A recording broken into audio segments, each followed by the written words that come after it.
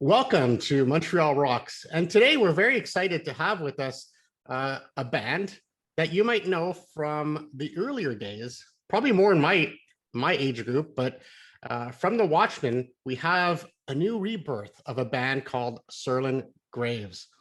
And today we have Daniel Greaves, who obviously is now doing a project with Joey Serlin. So happy to have you. Straight from the motel, I see. Yeah, this is my well, the bars have been closed for a while, so I've converted it into my Zoom office. Yeah, things are okay. We're starting to reopen, and it'll soon return to a bar to what it was intended to be. And it is a motel with no rooms. It is, and when we were open pre-pandemic, I would say probably get 3 or 4 calls a week for people people looking for rooms. So I said, no, it's not, no rooms. I get it, I get the confusion, but it's just called Motel Bar, and the idea is that there's a bunch of hotels on the better side across the bridge. So we figured, oh, this is sort of the shabbier side of the bridge, so we decided to call it Motel. But of course, it's a very musical place. I mean, I believe that the picture behind me is from, I'm assuming yours. Yeah, we did a lot of the, if not, well, most of the photography was around. Yeah, that's what I'm looking at now is the front door, little motel on the window. So yeah, it's one of those really vibey spots, dark and red lights, and it just sort of it made for the idea of sad songs for sale. And you actually literally sell songs because you have vinyl swaps. Yeah. Yeah, that was sort of something. It just sort of ended up being like it's Motel Bar and Records. So I have a guy. It's not my collection. I have a guy who curates it, but yeah, we sell lots of vinyl. It feels like when people have a few too many drinks, perhaps they feel like buying music. So it's a match made in heaven.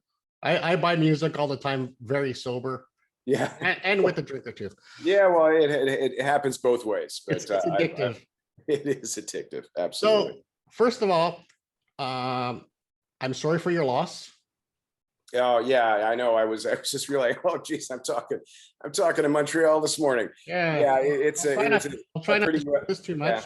Yeah, it's a pretty rough go. I was going to wear my Jets hat, but I figured, well, you know what? But I'm also the kind of fan where I'm the kind of fan now where there's no way I'm going to be rooting for an American team. I mean, I wasn't expecting a sweep, obviously. I don't think anybody was. But also the Jets sweeping Edmonton, nobody was expecting that either.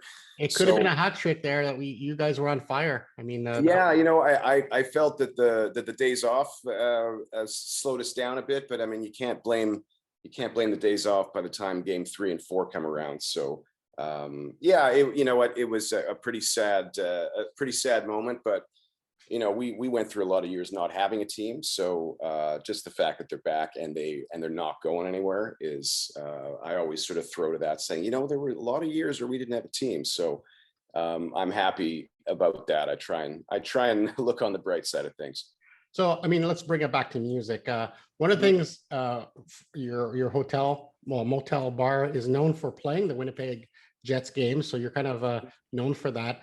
And then we have the vinyl. But let's go back a little bit into your history. And I would like to take you back when you were maybe a young child. You're maybe flipping through your parents' vinyl collection.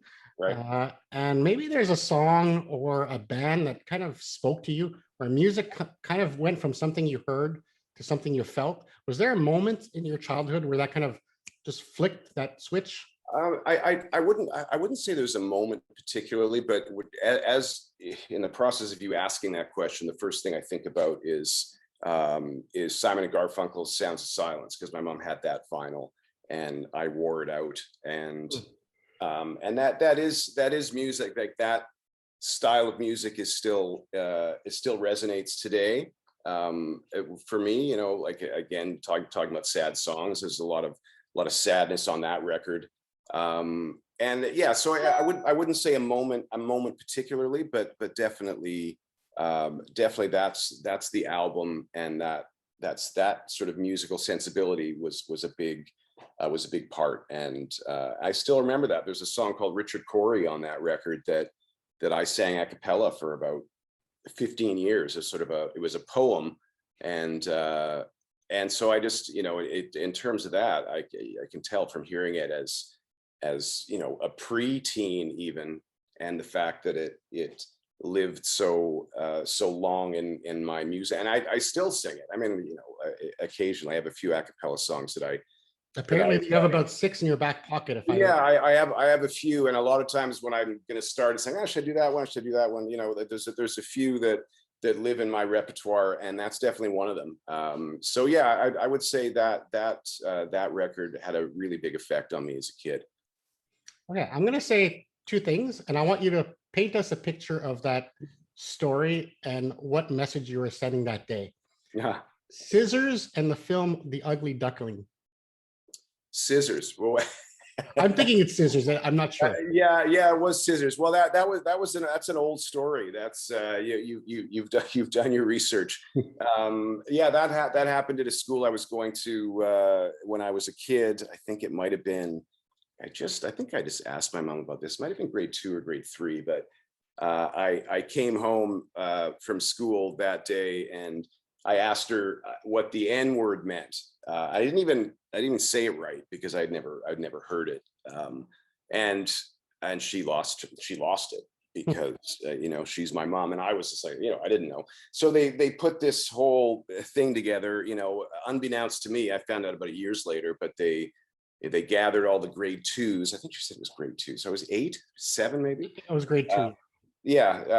So they gathered everyone together and they showed them the film The Ugly Duckling, and the idea was that it was for my benefit, but I didn't know at that time. It was like that was the way they tried to fix things in 1978. And I guess and it's funny because the message of that is don't, or the message I took from it, I guess, as a grade 2 person, without that sort of, the sophistication of somebody older, was that don't worry, if you're a dark duck, you'll eventually grow up to be a beautiful white swan. So I think it was the wrong message. And then whatever, long story short, I was a kid, everyone went up for recess. I found my way into the little film projector room, and I destroyed the film, and I got caught, and insanity ensued. But yeah, and you never realize as a kid the stories that resonate with you, or why they'll resonate or how they resonate. But the fact that I'm now 45 years older, the fact that I have very specific memories of those moments. You obviously know that there was a reason why you remember it. There's something that resonated, and it was very powerful, and something that, obviously you read it and picked up on it, and it's an interesting story. And again, I have no regrets about anything, but I was the only kid who had any color going to the school that I was going to. So it didn't bother me, but it definitely, had its effect. Now I'm in Toronto. People, I'm a dime a dozen in terms of people who me. It's all over the map. But in small town Winnipeg, or in Winnipeg, in the 70s, it wasn't the same thing. The only people of color that I knew was my dad and his crazy family. So yeah, that definitely made a mark on me, and but not one that I regret. That's for sure. No, I think that's the trouble when we're young. We don't have the full picture. I think you took a stand. You kind of did something to get out of your comfort zone to take a stand. You might not even know what it was, and maybe that relates to the first single off your album, Teenage Heart. We don't understand who we are until oftentimes later on in life, and we sometimes don't even accept who we are until later on in life. Absolutely, it's a lifelong journey. I know there's a lot of people that are my age and your age that still don't know who they are. There's no. What you said about, you don't realize things younger. I actually, one of my, how I feel in certain regards is it's almost sort of a protectionary kind of thing. I shouldn't have known what that word meant at that age, and I shouldn't have known that somebody was trying to. I mean, and I don't even recall if nobody was calling me that. It was just like, oh, are you, and I was just, like, but it's better. It feels like it's a safety switch that you don't realize everything when you're a kid. And I think there's a benefit to looking back and saying, oh, okay, well, that's, I'm definitely not going to, teach my kids not to do those sorts of things. It's definitely, but I definitely got the full picture later on. And I'm actually grateful that I didn't have the full picture when I was 8, because that would have been harder to take, I think. You mentioned the word safety switch, and I think that's what you relate in the song.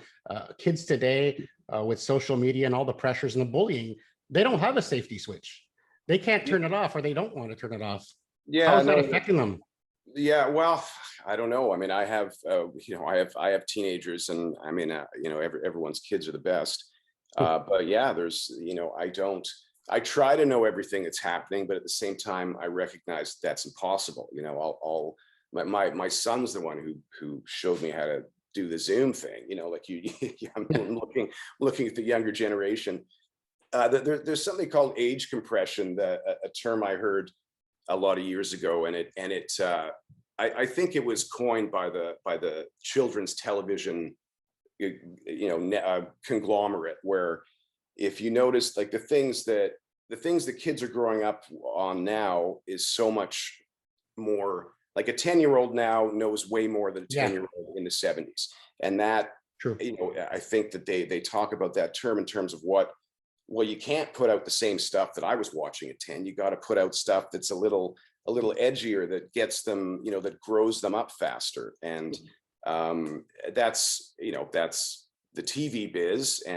But at the same time, it's not great. That you even look at the Halloween costumes from the 70s, and then you look at these. They were so innocent. I mean, yeah, and then you look at these things now, and it's like, my God, how can they sell that stuff? This is for, and it's a real true thing, and I don't think there's any stopping it. Honestly, for some reason, people want to grow up faster, and that's just what's happening. So it's about guarding your kids, keeping them close. And, I mean, a lot of times I feel like I'm just hanging on, in terms of what they're doing. I trust them, and I've raised them well and all that. But yeah, there's a lot of scary things hiding around a lot of corners, And you're also trying to support the kids helpline as well with the. Yeah, that was something that was important. I mean, if we wrote songs 20 years ago, they might have been, or when we wrote songs 20 years ago, they might have been about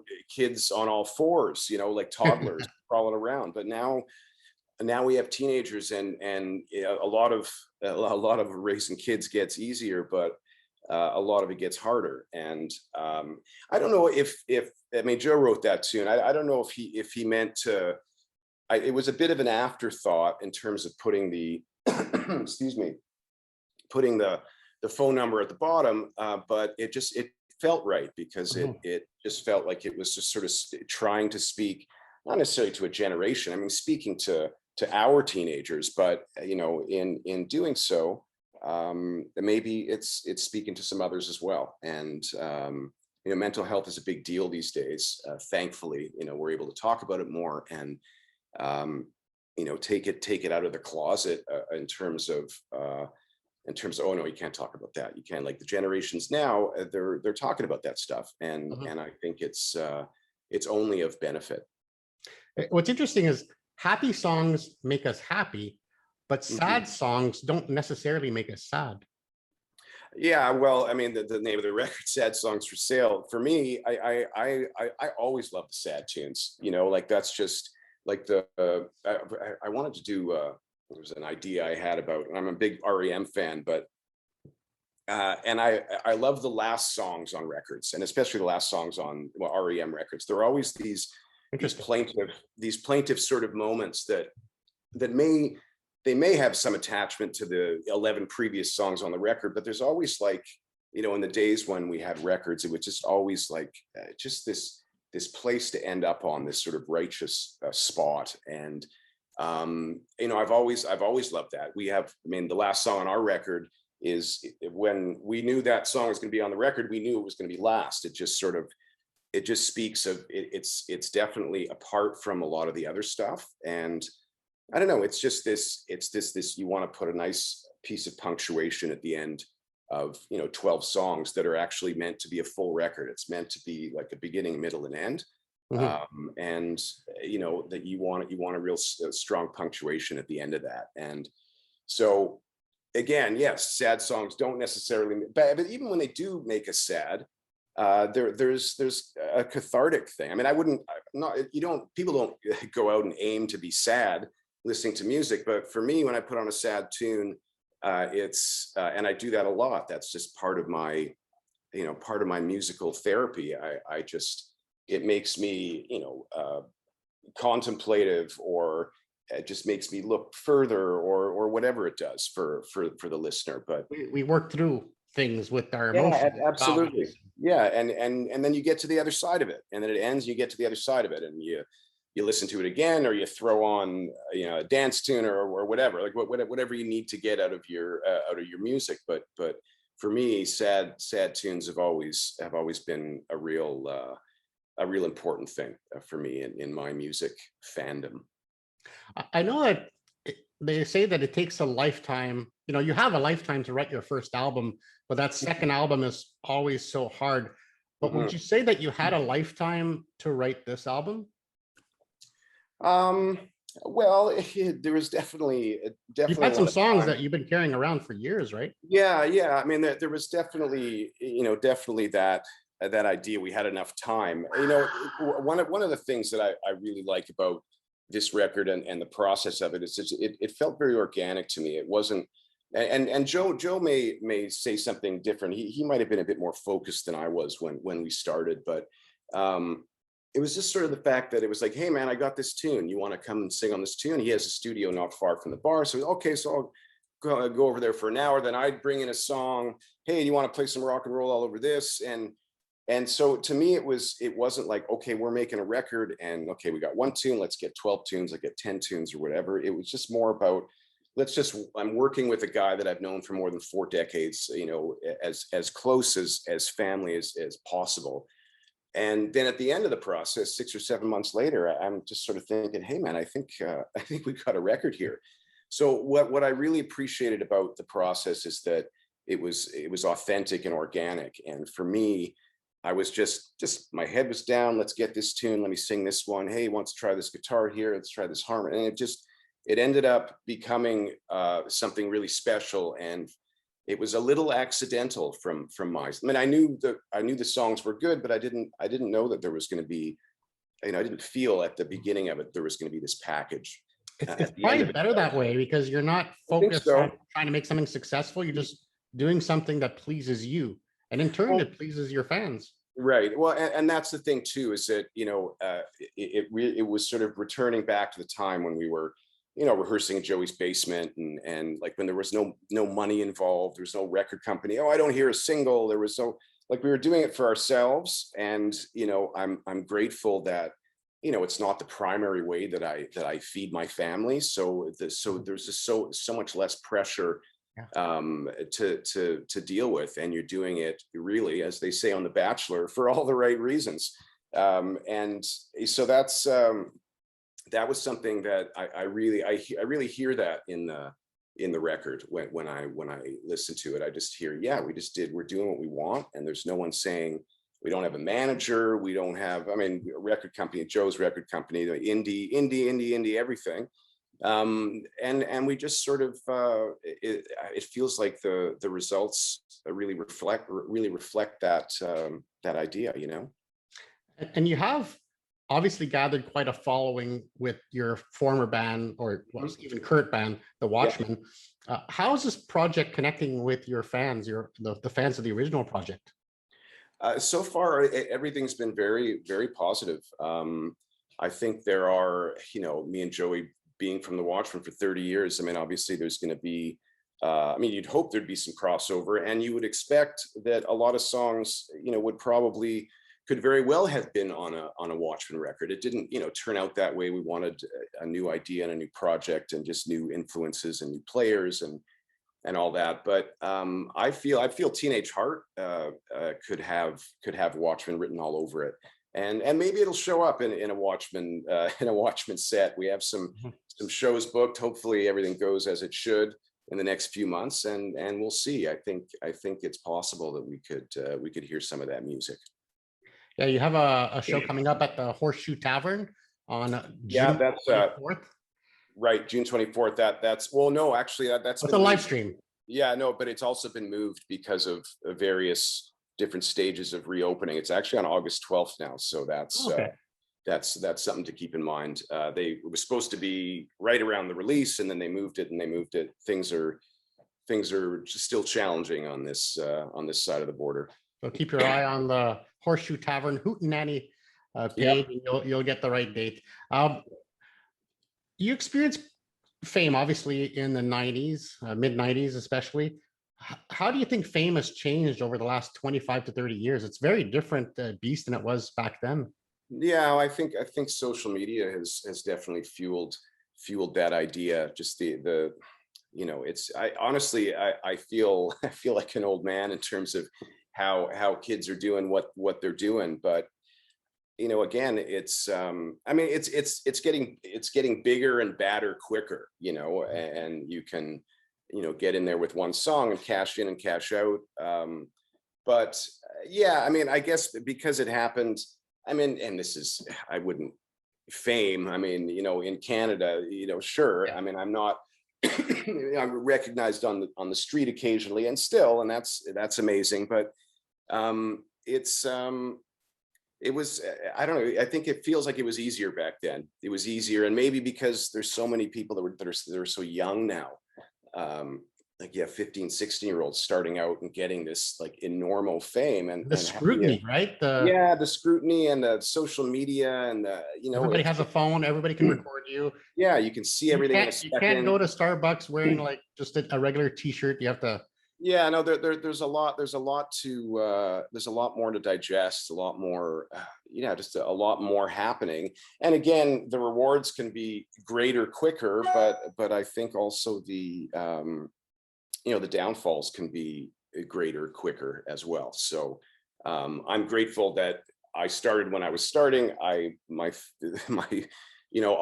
go play a sold out show at the Danforth in Toronto and then come to the bar and plunge the toilet, so it's just sort of, you get to come down back to earth. yeah, or if back in the day, changing the diapers or what, like it doesn't take long to get knocked back down into place when we started. So but again, I wouldn't take it any other way. Let's end off with something I like to call a fantasy rock band. You've probably heard of fantasy football or fantasy hockey leagues. I like to play fantasy rock band because I'm a little bit more into music than I am into sports. Okay, fair enough. So I want you to create the ultimate rock band, past, present, dead or alive. We need like a guitarist, a bassist, a drummer, and a singer. Oh my. Well, I'm a fan of Eddie Vedder's voice. So let's start at the front of the stage, where the lights are nice and warm. Drummer, I'd go with drummer second. Steve Gadd, who he's just sort of a classic session guy who's played with Simon and Garfunkel. Just the lightest hands and the lightest touch. Bass player, God. Well, I'm not going to say Ken. He's the only bass player I really know. I could say Ken. I like Ken's playing. Ken from the Watchmen, oh gosh. Guitar, Johnny Marr. I like his moves. And for some reason, maybe Pete Entwistle from The Who. That'd be a crazy band, but yeah. So let's say Eddie Vedder up front, Johnny Marr on guitar, Steve Gadd on the drums, John Entwistle on the bass. A lot of these artists that you chose do have sad songs. It's definitely something that resonates. You know, it's my favorite. Like Joey said this in the past, and I feel the same way. I don't know if I've ever written a happy song. I don't like it. It can be celebratory, and the beats per minute can be urgent, but there's always, I don't know, there's always sort of a darkness hanging around. And I guess I've always felt that it's easier to say thoughtful things when there's a bit of mournfulness surrounding the lyrics and the music sometimes. So yeah, I'm trying to think back on the songs that I've written, and they're all, I mean, they're not tear jerkers, and you know, I don't really there's write. depth. There's a reflection. Yeah, it's the stuff that I like to listen to. I like things that, like a slower tempos that that let you. There's more time to hear what's being said when it's a little slower. And you know, so those are things that I've always places I've always gone with music. And you know, Joey had one of his two, I can't even think, might be Porch Light, where the lyrics "Sad Songs for Sale" is in it, and that's where we were trying to, what should we call it? And there was like this or that, or name it after a song. And when he said that, I said, yeah, well, that's a great line. And it's just so true of this whole record. I don't, you know, I don't think it's not like a sad record, but it's the songs that we've written. And I know that Joey, you know, with the kind of songs like "Love You Less" and "Morning Song," like those are mournful, thoughtful moments. And you know, he's like me in terms of the songs that he gravitates towards on records. And that's been our move for, and what I've loved for more than 3 decades. So it felt truly correct. So the album is available to stream. You have vinyl as well, I believe. Mm-hmm. Yep. So we'll have all the links in the show notes. Thank you so much for your time. We really enjoyed speaking to you, and we look forward to you playing some live shows. Even if you wear Winnipeg's jersey, it's fine. You'll be accepted in Montreal. Well, we'll see about that. Speaking for myself. You're okay. I appreciate your time, Randall. Thanks for the chat.